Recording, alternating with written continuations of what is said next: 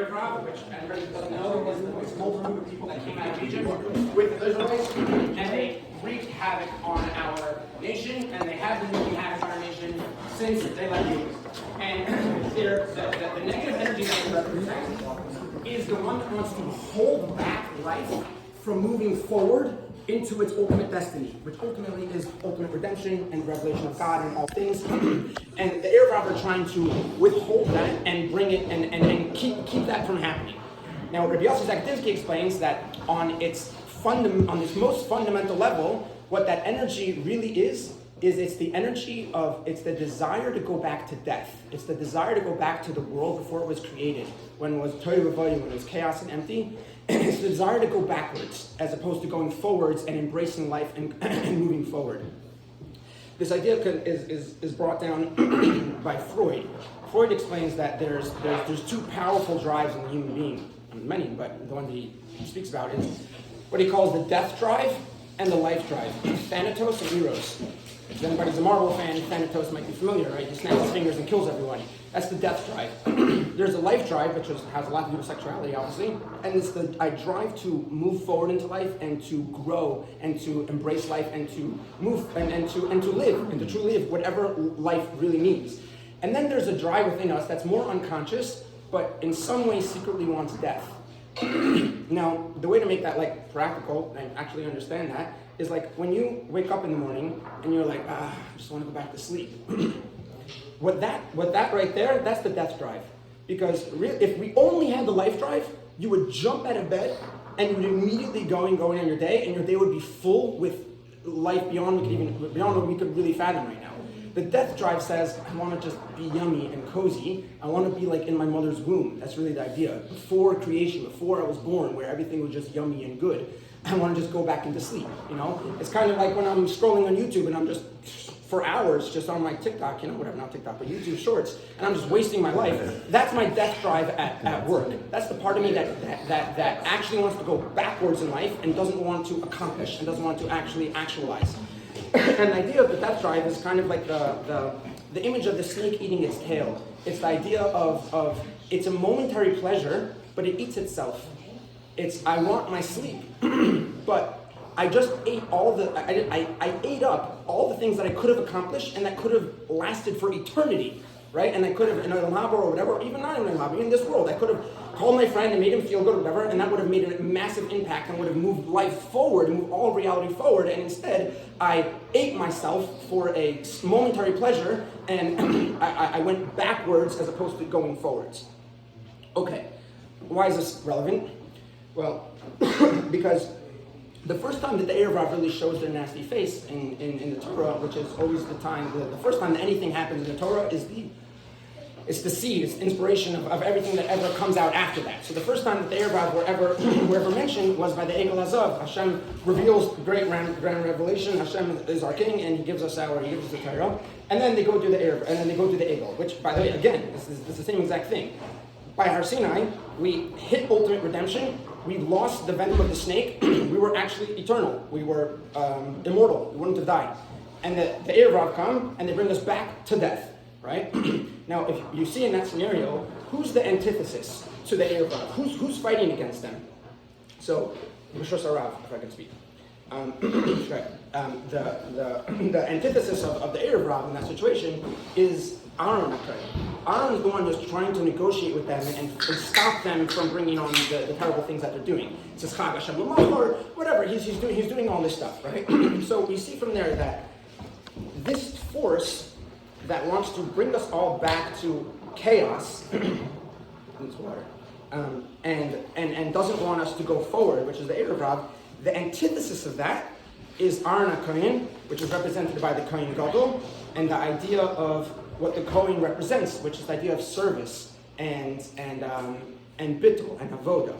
So again, why is this relevant? Because if you look at the things that we were singing, in that song, multiple times we reference the Rashbi or Shemar Yechoy as a Kohen Gadol. In the first stanza, we talk about how he's wearing the tzitz Nezer HaKodesh. He's wearing the crown that only the Kohen Gadol wears. In one of the last stanzas, it talks about how he wears the choshen, he wears the breastplate.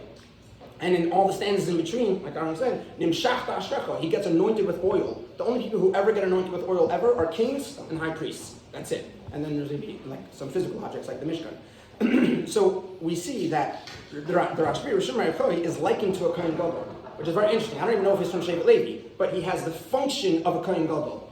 Why? Because if everybody is familiar with the spheres, I'm not going to get too into it right now, but every single day of the 49 days of sphere, we are connect to another one of the spheres, another one of the divine godly attributes through which he interacts with the world. And tonight it's Hoid Shebahoid. Hoid Shebahoid is Aaron. Aaron is the idea of Hoid. Aaron, the idea, what's Hoid? What is that? Hoid comes from the word Hoidah. It comes from the word, like when by Moedim we bow. To Hoidah is subjugation, and it's admitting, and it's thanking, and it's recognizing something that's greater than you, and nullifying yourself in front of that greater thing.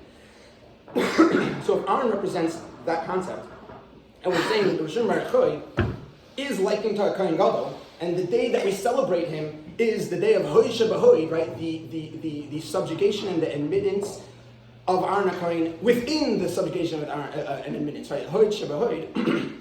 That's the idea of the Rashi. Now, yeah, you're right. Time. Now, if we look at these days that we've been in a, look at my beard, it's all messy because we've been in mourning.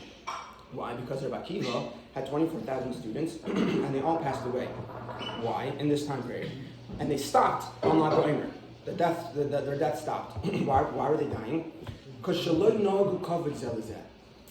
they weren't being nice to each other. Or maybe they were being nice to each other, but they weren't properly giving the honor to their fellow human that they actually deserved. What is that idea? And then on Lag we stop, right? And then what's the other thing we're celebrating? We're celebrating the life of Rishon Bar Choy. What that means is that they're essentially one thing. We're celebrating one thing, or rather, you can say it like this. You can say that the revelation and the light that Rishon Bar Choy brought into the world was the antidote to the issue that the Rebbe Akiva's Talmidim were facing that caused them to die. And what was that issue? That this one's like, my ego. This is like, my ego, right? What's the Rashbi? What's Rishon Bar Choy? He is you. It's all recognition of his place to a much higher, greater thing, and actually being batal and nullifying himself in front of his friend. And so the light of the Rishon Bar Choy, really brings this out. Now,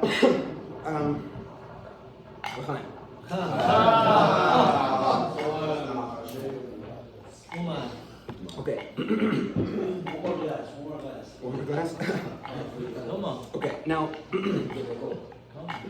what does it really mean? So we understand this idea of the death drive of this part of us that wants to kind of go backwards, and we're correlating this part of ourselves that wants to go backwards with ego, because ego is the thing that says, I want to sleep. I want to have this momentary pleasure that feels good for me, and it forgets our highest ideal, which is the Most High God, and it forgets our purpose and our true relationship with Him, which is to be nullified in front of Him and to only do His will.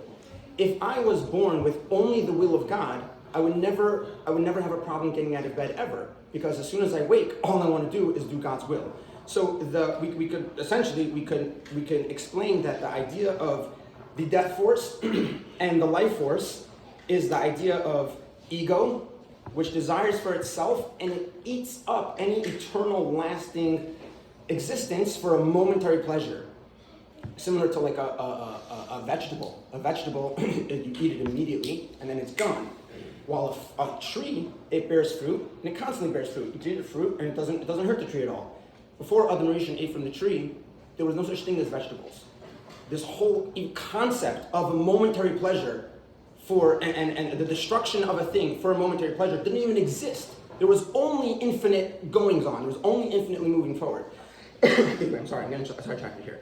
Anyway, so the idea is that you have ego, which is the idea of brings us back to death, and then you have nullification and true understanding of who we are and our place in the world and our purpose and our subjugation to God, and that's the idea of that's moving forward in life. Now, I personally am very interested in like the mazolos and astrology and like these types of things. And if you don't believe in any of that stuff, that's okay. The Torah talks about this. It's your problem if your ego can't handle the idea that the world is controlled by these forces that Hashem utilizes to put into this world. I feel so hurt right now.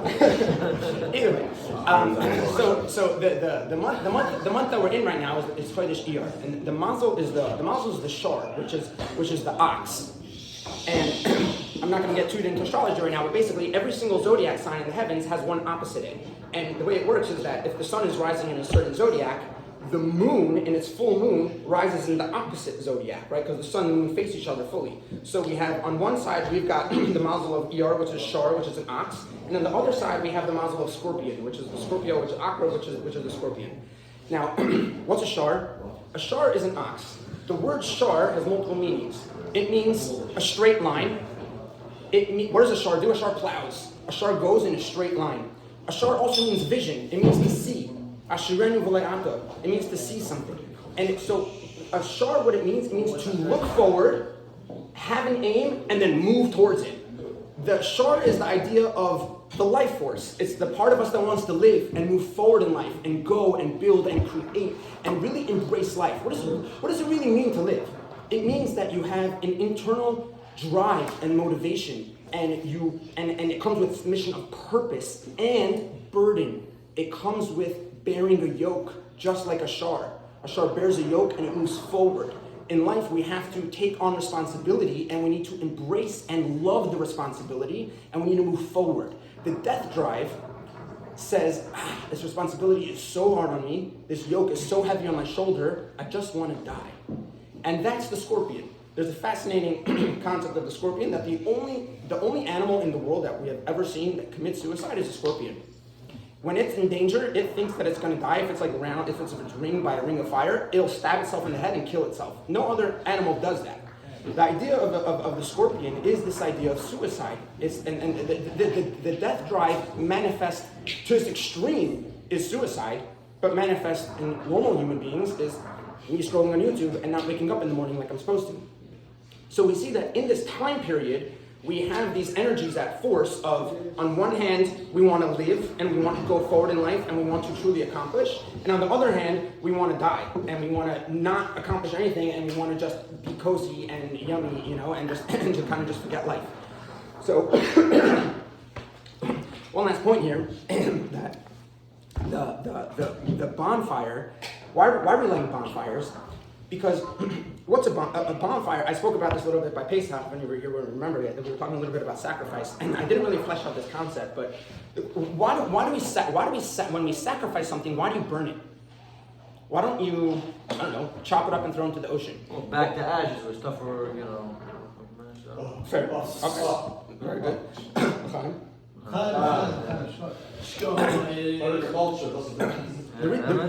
Another reason why we burn it is because in the olden days, right? How did these ancient pagans or whatever? How did they come up with the idea of let me sacrifice this to let me kill something and then burn it and then that will be like my God ate this? Like, what are they thinking? How's this work? What was their thought process? The ancients understood reality in a way that we don't necessarily think about it nowadays, and they looked at fire. And they understood that fire is actually the epitome. It is the physical manifestation of the esoteric concept of sacrifice. Why? Because if you want a fire to exist, it must consume something. You have to sacrifice something to the fire. It's going to eat something up in order for it to continue going on. So the whole idea of the existence of fire is that it's consuming something for a higher ideal. Right now, fire is the highest of all the elements. It's the one that rise up. It's the one that has the most power. All technology that we've ever came across was because we have fire. Fire is the ideal. It goes up in a triangle, right? So the essence of fire, the message of the essence of fire is if you want to hit your highest ideal, you must constantly sacrifice. And it's constant because a fire, if it's not constantly sacrificing, goes out. On the other hand, it has to be constant because if the fire is just like, hey, you know what? Let me just eat because it's yummy. It'll kill itself. It kills itself out. It has to constantly be sacrificing things that should be sacrificed so that the highest ideal can be reached.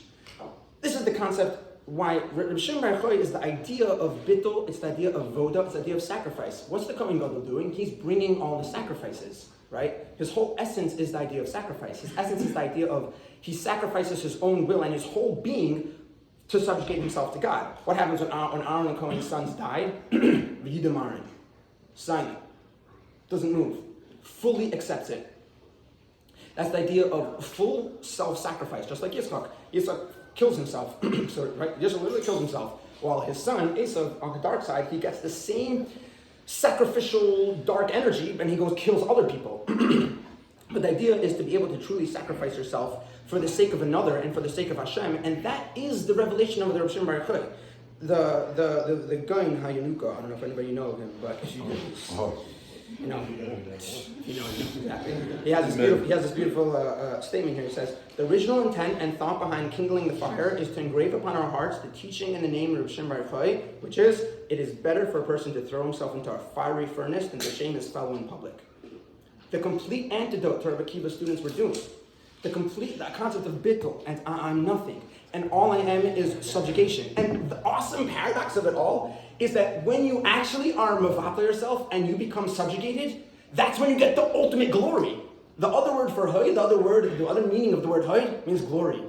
So it's subjugation, and it's also glory. The Kohen Gadol is wearing the 8 garments, beautiful garments made out of gold, lichavod or l'sefares, so that he could be beautiful and he could be pleasant. If somebody has ego, then his isness is disgusting. The more you're batal, and the more you have no ego, and the more you're subjugated, how glorious you are. Wow. That's why in Lag BaOmer, we're celebrating Reb Shimon Bar Yochai. We don't do this ever. We never celebrate a person like we celebrate Reb Shimon Bar Yochai. Moshe, everybody, we have Chagim, and we celebrate how Nisan that Hashem does for us. We're celebrating the man himself and the revelation that he brought, and we're praising him, Ashrecha, like, what's going on? It's because he's the epitome of nothing. How he, in his essence, is fully batal and nullified himself in front of the essence of God, and therefore he deserves the most glory. Wow. To end real quick, this is just awesome. This is so awesome. There's a like this. Why did Hashem make this death drive in us? It says that when Hashem created the Yetzer Hara and the dark side and the snake and all of that, he said Tov Ma'od. This is really good. This is more good than any of the other goods that he created. So a Pashup Shan, that's because without this, without the dark side, we wouldn't be able to really progress and really get to where we're supposed to go. And so that's why it's the engine that allows us to be really good. But I think perhaps on a deeper level, what's this death drive in us that wants us to go back to death? He doesn't actually, the way we're supposed to interact with this drive within us is not to allow it to eat us and go back to death, but rather it's the way that we're supposed to interact with this death drive by killing it, by sacrificing that thing itself for my highest ideal. Meaning, instead of me sleeping in the morning, and therefore I have this essence of things need to die. Things need to sacrifice. Sacrifice is fundamental to reality. Like I spoke about this last time at Pesach. Like if you want to do 15 billion things in your life, you can't do that. You need to sacrifice all of your side hobbies and focus on your one goal and get there. Life requires sacrifice. So the death drive is there to tell us how to utilize this concept of death. Instead of me waking up in the morning and be like, okay, I can either kill my true potential and go back to sleep, or I can kill my desire that wants to kill me and then go accomplish. Meaning it's the part of us that needs to sacrifice something and then accomplish with that. And I think, does that make sense? Is that clear at all? Yeah. Okay, so I think that's the soy, that's what it means that there's a Chazal that explained that in the end of days, there's going to be a massive fight between the Shar HaBor, which is this great behemoth of an ox, the Gemara talks about it as the size of mountains, and it's going to have a massive battle with the great Leviathan, the Leviathan, and it's going to go and they're going to attack each other, and the Shar Habar is going to slay the Leviathan. Question is, in the water or out the water? Good question. I don't know. You know, the Leviathan might be like some sort of dragon thing, you know? So maybe it could, it's certainly a fish, but it's, they kill each other? Oh, that's cool. I didn't know that. Okay, fine. They kill each other, it turns out. Either way, what do we see here? The shar is, again, it's the same thing, it's Eor, right? The shar represents the idea of moving forward in life and embracing a sense of mission and purpose and desire to create and really bring goodness to the world. That's the shar, who's fighting the Leviathan. The Leviathan is the Nachash HaKadmoni. It's serpentine, it's snake-like, it's the death, it's Thanatos. It wants us to die. The Shar Habar, this energy of me going forward in life and fully embracing life, kills the energy of the death. And what do? We sit in its shade and we eat it as a Suda. Meaning, it's not that it's dead. We use the same energy of the Leviathan, which wants to kill me. We use it to kill itself. Because now I'm taking this energy in the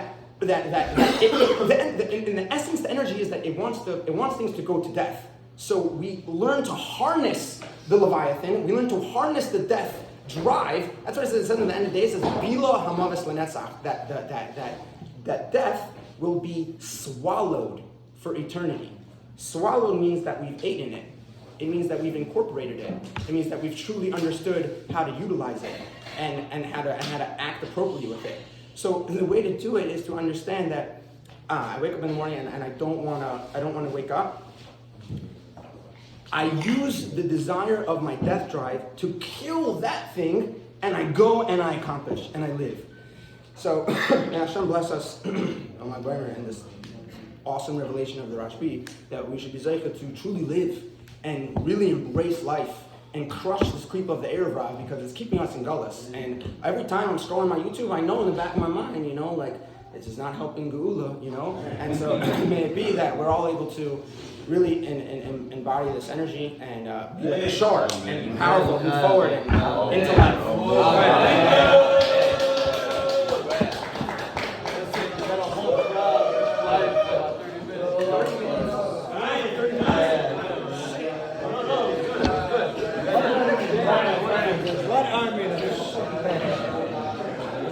And you ain't even going to